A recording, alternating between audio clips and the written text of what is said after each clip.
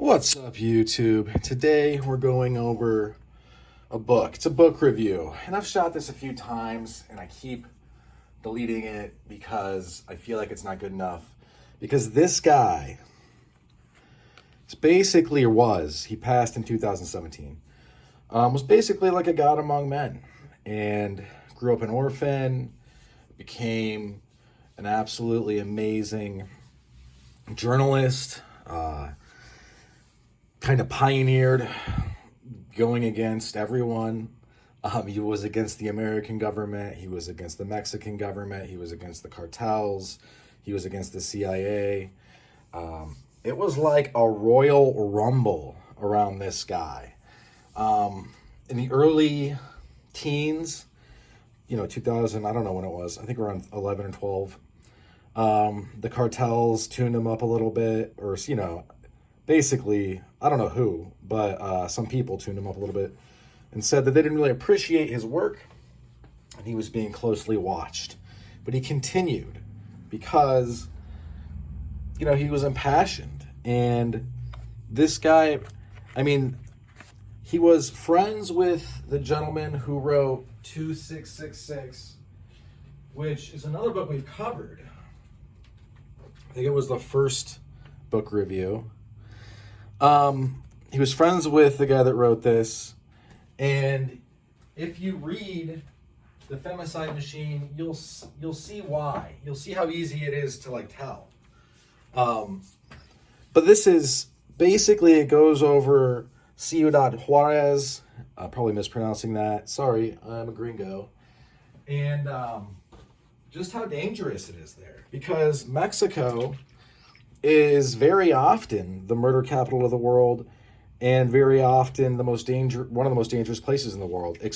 In Ciudad Juárez, off and on, is both of those things. Ciudad Juárez is right across the border from El Paso, and El Paso is one of the safest cities in America.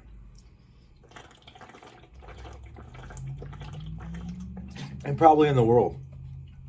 I bet it would crest the top 100 safest, at least top 500. But anyway, what makes this so important is that for us as Americans, I feel like we've been lulled into a very calculated sense of normalcy, a sense of safety.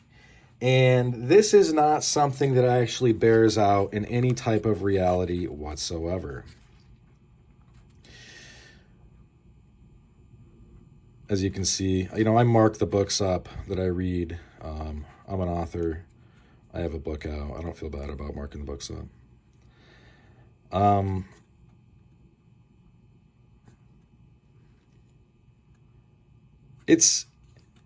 It's an interesting, it's hard to know where even to come from with this stuff, because it sounds so far out when you talk about it.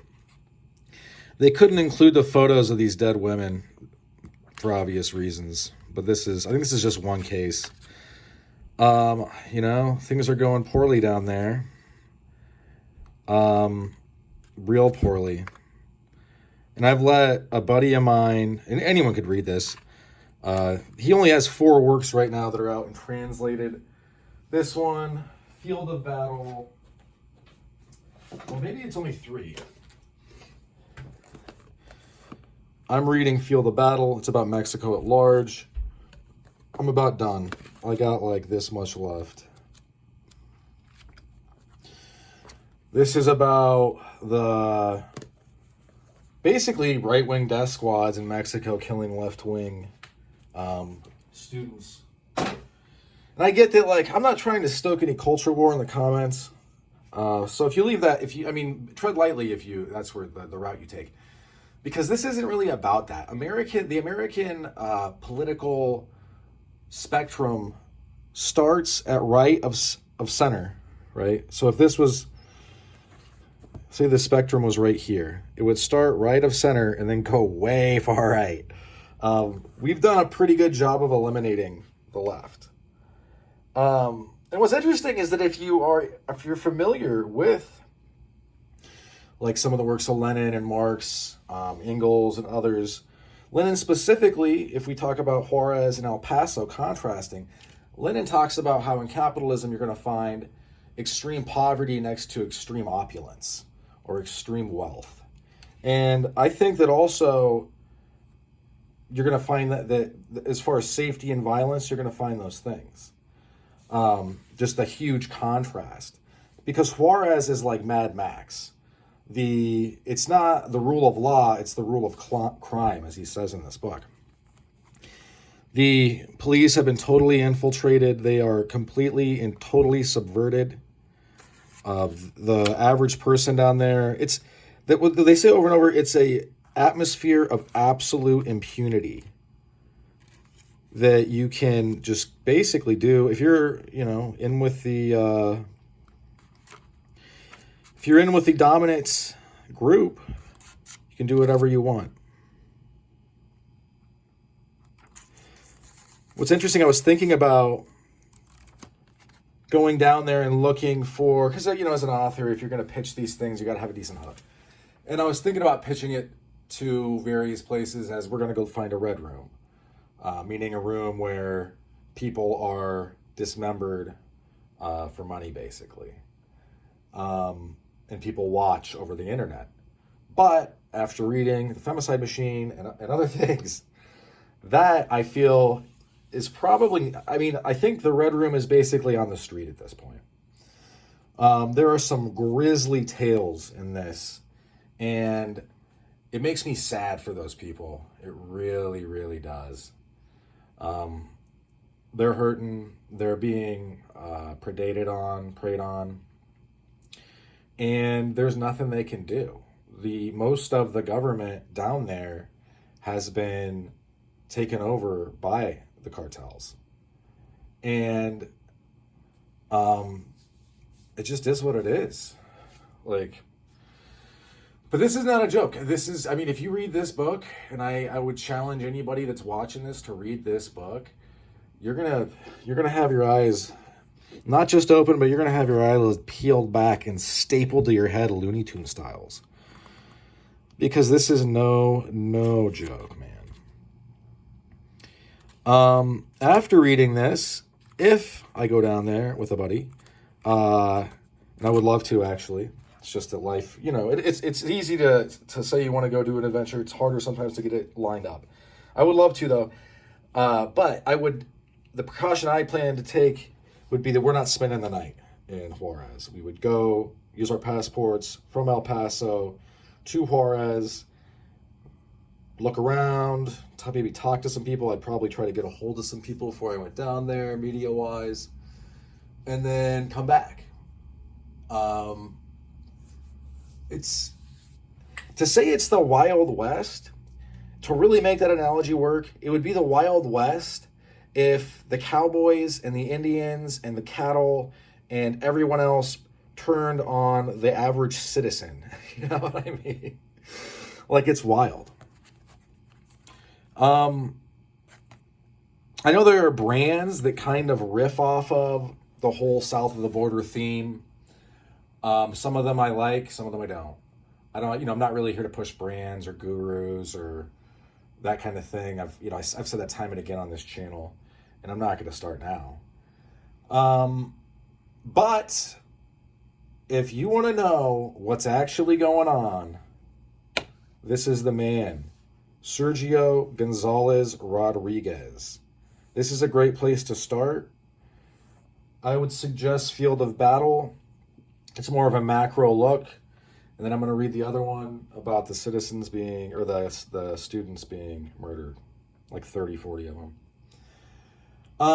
What's funny is now Trump is talking about building internment camps.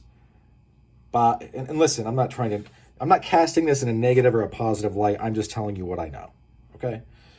Camps west of El Paso, and I recently stumbled on some stuff that there is an open air mass grave in that area that is mostly women's remains. And I think it was just, there's so many, the border is so porous that I don't think that people have a real hard time moving anything across it. It's definitely changed how I look at things down there and how I feel about the border. Now I feel like we need a super duper strong border. I've always thought that we needed a strong border. I'm not an open borders guy, even though I am a Leninist. Lenin would not have been pro open borders. I realize that's like shocking for the average LARPing American right-winger who has decided never to read anything ever as far as political theory. But I don't believe that a nation can exist without borders. And I don't believe that a nation should dissolve itself to meet the standard of some liberal fairy tale. I'm not anti-immigration necessarily, or really by any means. I just think that what we have going on, obviously, if you educate yourself, there is literally no way that you're going to walk away from reading this thinking, what we got going on now is working real good. Because it's not. It's crazy. I mean, and it's hard to find just a few things to pick out because there's so many. And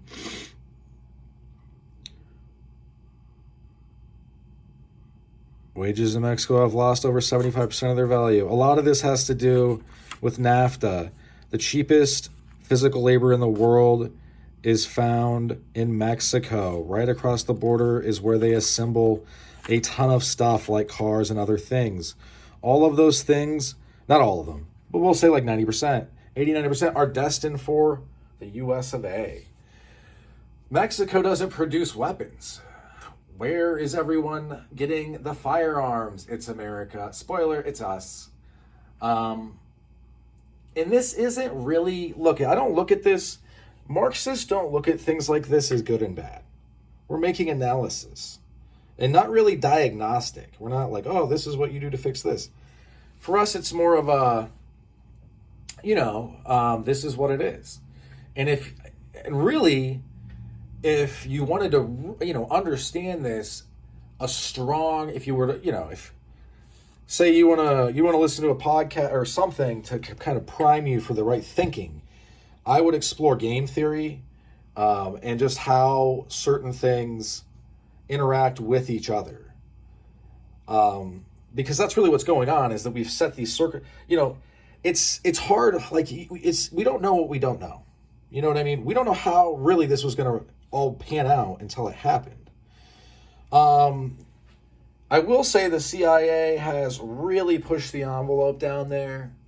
Obviously they're going to be operating in that area because it touches us. But there's been a lot of stuff that's gone on that's not really the best. If you want a quick example, Operation Fast and Furious. Eric Holder, famously, allowed weapons to be, I don't know if stolen or purchased, brought across the border to Mexico, then they were used to kill federal agents. I think he got away with that.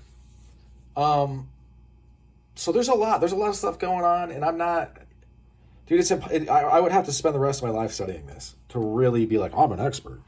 But I can read this expert's take on it, somebody who spent their life covering this. And I'm going to take their word for it. A nearly absolute 99% impunity for criminals in Mexico.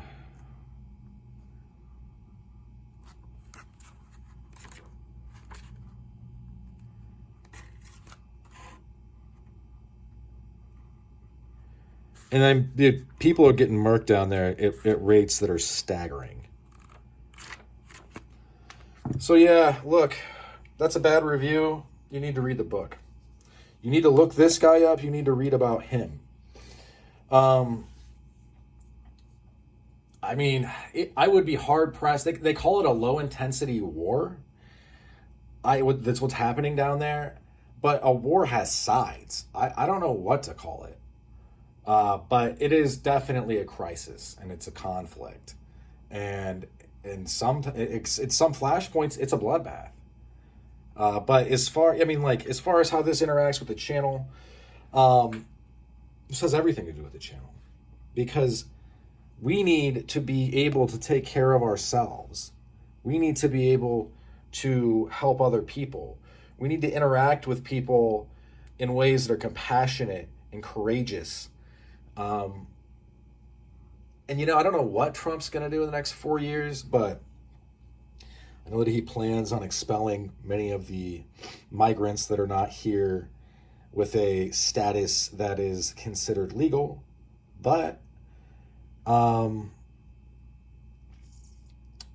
it is what it is. I think that if they push millions of people south of the border, places like Juarez, it's just going to get worse and worse and worse. And I don't even know how it would get much worse, honestly. I honestly don't know. Maybe if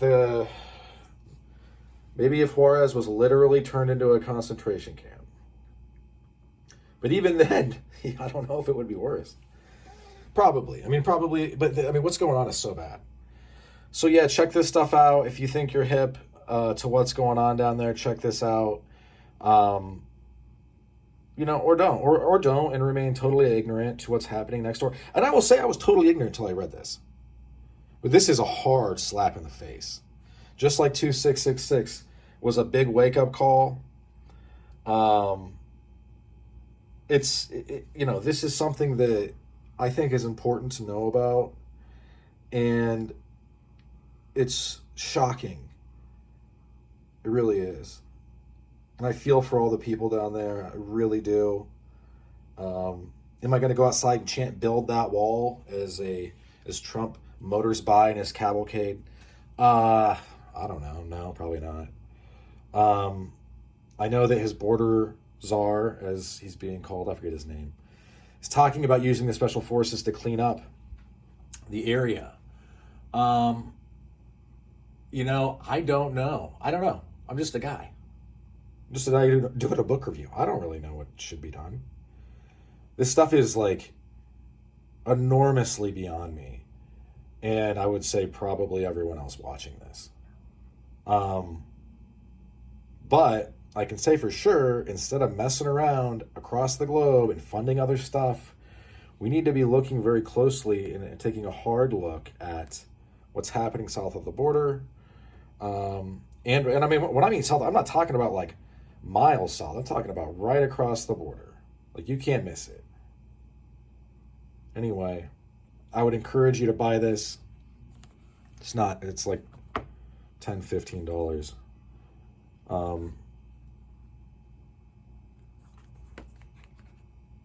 I think it's a good translation. This dude is the man, was the man. This guy basically, like, we'll see what the next four years brings, but this guy's basically our prophet, basically. It's crazy. All right. So, but I'll shoot out for this one. Thanks for sticking with me to the end, and I hope you folks have a good rest of your day. Bye now.